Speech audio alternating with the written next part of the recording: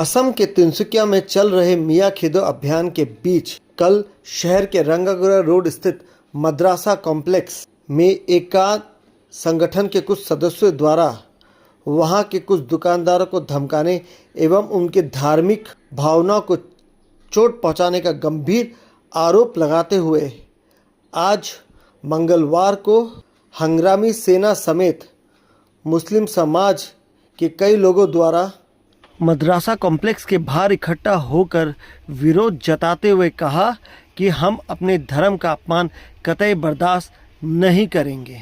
उन्होंने कल एकांश प्रतिवादकारी द्वारा पाकिस्तान एवं जिहादी जैसे शब्दों के इस्तेमाल के ऊपर आपत्ति जताते हुए पूछा, क्या हम पाकिस्तानी हैं?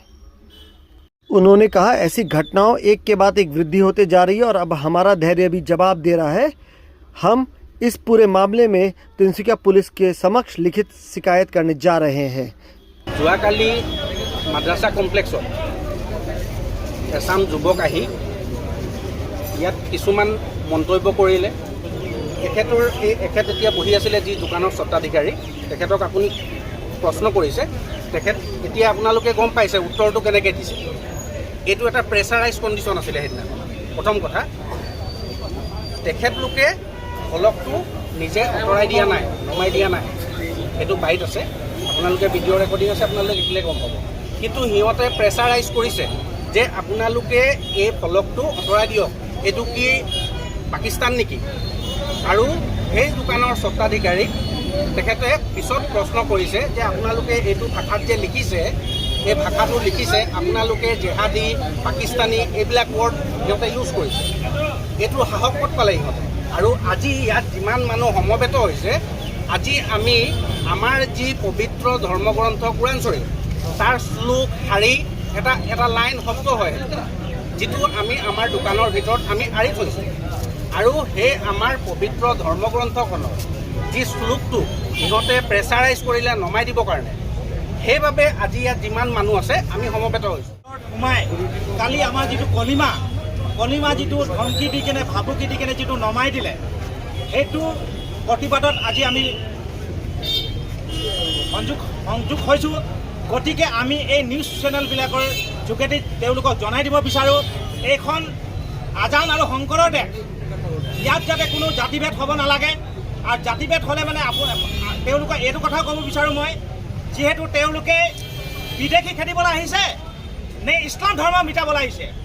যদি বিদেশী খেদিব আহিছে, তাৰ আগভাগ আমি ল'ম, তাৰ কাটাবিৰত যাবলৈ লগালে আমি যাম, তাৰ বন্দুকৰ গুলি খাবলৈ হ'লে আমি খাম।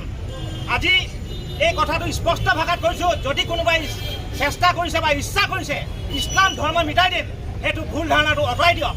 আৰু থাকিলে কথা, যিহেতু এতিয়া অলপ দিনৰ পৰা দেখি আহিছোঁ, ক'ৰবাত গৈ কেনে মানুহৰ ঘৰত সোমাই উপদ্ৰৱ কৰি ধমকি দি কেনে বিদেশীৰ নামত অত্যাচাৰ মুছলিমৰ ওপৰত চলাই আছে। গতিকে এই অত্যাচাৰখিনি বন্ধ হ'ব লাগে। অনাগত দিনত কিন্তু আপোনালোকে যিসকলে 2-4জন 5জন মিলি যি এই ঘটনাটো কৰি আছে, সেই ঘটনাৰ কিন্তু কোনো অসমভাগী আপোনাৰ লগত নাই বুলি মই সেইটো নিজৰ বিশ্বাস। আজি এইটো আজান আৰু শংকৰৰ দেশ, ইয়াত সকলো ধৰ্মীয় লোক আছে, সকলো ধৰ্মীয় লোক মিলাপ্ৰীতিত আছে, হিন্দু, মুছলিম, শিখ চাই। গতিকে মই আজি আপোনালোকক ক'ব বিচাৰোঁ, মই সংগ্ৰামী সেনা অসমৰ ডিষ্ট্ৰিক্ট প্ৰেচিডেণ্ট, আৰু এই সংগ্ৰামী সেনা অসমৰ তৰফৰ পৰা আপোনালোকক গৰিহণা দিছোঁ। আৰু এই বস্তুটো আপোনালোকে চিন্তাধাৰণা কৰি লওক, যাতে এই বস্তুখিনি আগ নাবাঢ়ে। যদি আগবাঢ়ে কিন্তু আমিও হাত সাবটি বহি নাথাকিম। আৰু থাকিলে কথা হৈ গ'ল, এই কলিমাটো যিটো লগালে এৰাই দিলে, আজি সেই কলিমাটো আকৌ আমি লগাই দিম। যদি সৎ সাহস আছে আপোনালোকে, তেনেহ'লে আহি কিনে এৰাই দেখাই দিব। কথা হৈ গ'ল, আমাৰ ইছলাম এতিয়া আপোনালোকৰ যদি দোকানত বাহিৰত কোনোবা অসমীয়াত লিখা নাই, সেই প্ৰতিবাদত আমিও আপোনালোকৰ লগত আছোঁ। কিন্তু ভিতৰত কোনোবাই পূজা পাঠ কৰিছে বা কিবা কৰিছে, সেইটো চোৱা অধিকাৰ কাৰো নাই। গতিকে আপোনালোকে এইটো নাভাবিব যে ইছলাম ধৰ্মীয় লোক আমি শান্তিত থাকিব বিচাৰোঁ, শান্তিত আছোঁ, আৰু আমি কাৰো লগত যুঁজ কৰিব নিবিচাৰোঁ। যদি যুঁজিব বিচাৰিছে তেনেহ'লে আমি পিছ নাহাতোঁ। আৰু এই চেনেলৰ যোগেদি মই আমাৰ মুখ্যমন্ত্ৰী হেমন্ত বিশ্ব ডাঙৰীয়াক জনাব বিচাৰোঁ, আপুনি যিটো বাইট দি আজি এই গোটেই জনগোষ্ঠীখিনিক যুঁজাবলৈ চেষ্টা কৰিছে, সেই চেষ্টা আপুনি বন্ধ কৰি দিয়ক, সেই চেষ্টা আপুনি বিফল হ'ব। গতিকে যিদিনাখন চবৰ মনত এইটো ভাৱ আহি যাব যে আমি